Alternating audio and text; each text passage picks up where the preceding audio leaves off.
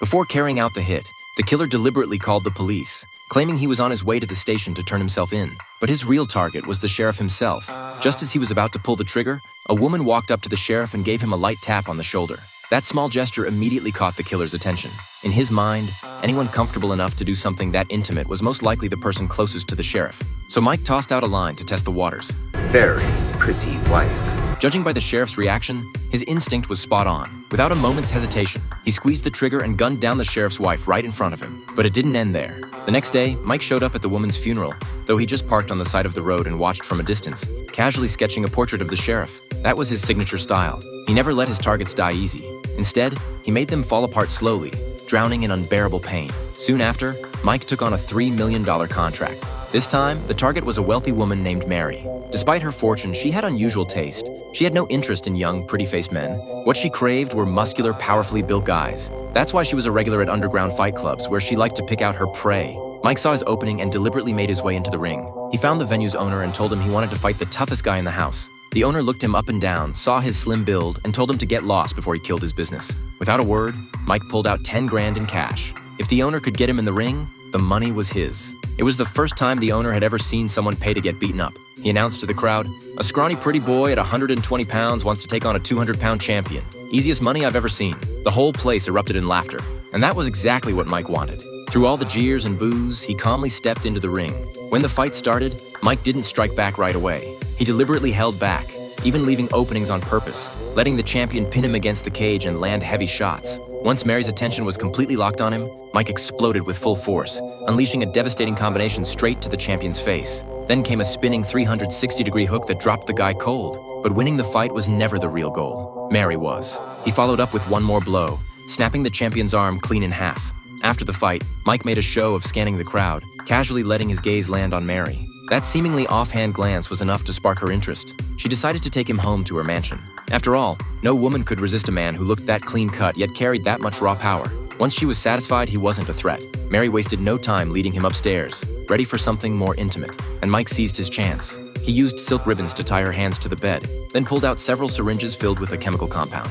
Mary assumed it was some kind of exotic foreplay and was actually looking forward to it. But the next second, Mike forced the toxin into her veins. Tetrodotoxin gradually shuts down the entire body, inducing full paralysis, while the victim remains fully conscious. Then Mike pulled a .38 caliber pistol hidden inside his shoe. He screwed on a suppressor, crept downstairs, and took out Mary's bodyguards one by one. With the obstacles cleared, he moved forward with his plan. Mike placed a glass container next to Mary, then used a tool to cut off one of her fingers and sealed it inside. He followed up with a blowtorch to cauterize the wound. Though Mary couldn't move a muscle, the searing pain still ripped through her entire body. Mike told her she had 9 more chances to give him the right answer. Every wrong one would cost her another finger. Before long, the police arrived at Mary's residence and found 10 fingers inside a container. They speculated that 9 of them were likely cut off purely for the killer's amusement, since it was nearly impossible for anyone to endure that kind of agony, let alone a woman. At the scene, police also discovered a Picasso-style sketch, which told them this killer's psychological state was deeply disturbed. He had actually taken the time to draw his victim after finishing the job, but Sheriff Cross noticed something hidden in the drawing. The killer appeared to have embedded the name of his next target within the details of the artwork. Using the initials, the police launched an investigation and eventually traced them to a company whose owner turned out to be Mike's next target. When officers attempted to enter the building to set up protection, they were stopped at the door by the security team. After hearing them out, the head of security made it clear. His men were all former special forces, and the boss's safety was none of the police's concern. Just as the guards were boasting about how bulletproof their operation was, an alarm went off from somewhere behind them. Water pressure was dropping fast. At that very moment, Mike was slipping into the building through the plumbing system. He's already in the building, move! The guards immediately changed their approach. They rushed the police inside, armed them, and headed straight to their boss Eric's office to warn him that things were about to get dangerous. Eric's business wasn't exactly above board, so he had zero interest in police involvement. He flat out told them to leave. What he didn't know was that the killer had already used a blowtorch to breach the water pipes. The hunt was about to begin. Mike strapped several explosives to his body, pulled a custom compact pistol from his bag, and made his way inside through a bathroom access point. After some convincing from his guards, Eric finally agreed to cooperate with the police. Sheriff Cross then led a team toward the outer perimeter to intercept Mike, leaving just 2 officers behind in the office for close protection. Before long, one of the guards spotted unusual marks on the floor, clearly left by an intruder. But before he could react, Mike took him out. In the next instant, Mike spun and dropped a second guard. The gunfire immediately put the police on alert. Eric, who had been acting tough just moments earlier, suddenly backed into a corner and hit a hidden button. As it turned out, Eric had already set up a defensive measure ahead of time, a 2-inch thick steel security door installed at the office entrance. Meanwhile, on the other side, Sheriff Cross found a body on the ground and realized the killer had likely already reached the office area. He took a shortcut and rushed to the scene. Sure enough, Mike was already at the office door, trying to force his way in, only to find the entrance completely sealed with steel plating. Just then, Cross appeared silently from behind and got the drop on him. This was the toughest opponent he had ever faced. The guy was built solid, clearly trained for years. No matter how loudly Cross barked orders, Mike just slowly raised his hands without ever truly surrendering his weapon. As Cross's patience wore thin, Mike finally set his gun down on the desk. But the instant Cross let his guard slip, Mike seized the moment and hurled the explosive device strapped to his waist. Cross fired immediately, trying to stop him, but missed. The explosion went off a second later. One officer was blown clear across the room, while Cross dove under a conference table and narrowly avoided a fatal hit. It was their first face-to-face encounter, and Cross had nearly paid for it with his life.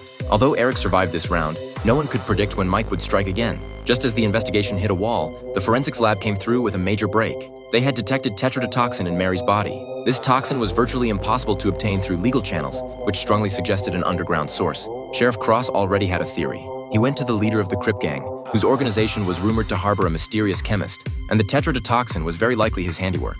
But the gang leader wasn't about to sell out one of his own, not even to a sheriff. When cooperation failed, Cross escalated. The moment a red laser dot appeared on the gang leader's forehead, it became clear he had walked straight into an ambush. A man in his position had no shortage of dirt the police could use. They could even kill him and walk away without consequences. Left with no choice, the gang leader gave up the location of the chemist. Cross and his partner moved fast, hitting the target location immediately. They didn't bother with pleasantries. They roughed the chemist up before he even had a chance to open his mouth. In their eyes, wasting words on someone like him was wasting time. Under sustained pressure, they squeezed out several key leads. The chemist admitted he had sold tetrodotoxin to Mike, but claimed he didn't know the buyer's real identity.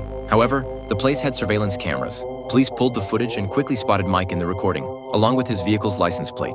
Cross contacted the tech unit and ordered a trace on the plates. It didn't take long before they pinpointed Mike's general location. He was heading toward the federal courthouse. At first, the officers were puzzled, wondering if he was walking into a trap of his own making. But then it clicked. Today was the day Eric was scheduled to appear in court. Mike's real target was right there. But Mike had already anticipated their thinking. He deliberately abandoned his car on the side of the road as a decoy to draw police attention. Then he grabbed a guitar case and hopped on public transit.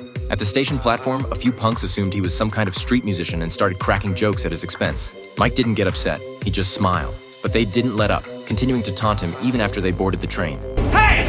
I'm talking to you! Mike still didn't react. He just quietly pulled out his pistol. No, please, God, no!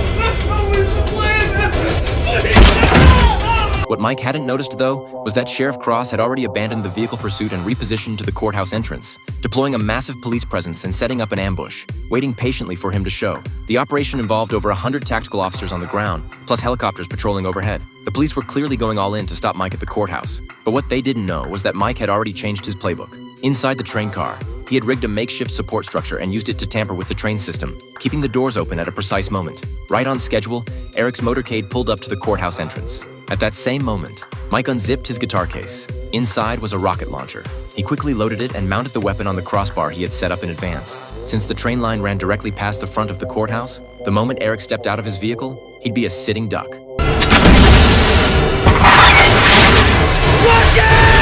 An instant later, the explosion ripped through the air. The scene erupted into chaos, and Mike's mission was complete. Whistling to himself, he began his exit. On his way out, he dealt with the punk who had been running his mouth earlier. When the train reached its stop, Mike stepped off with a calm expression and vanished into the crowd.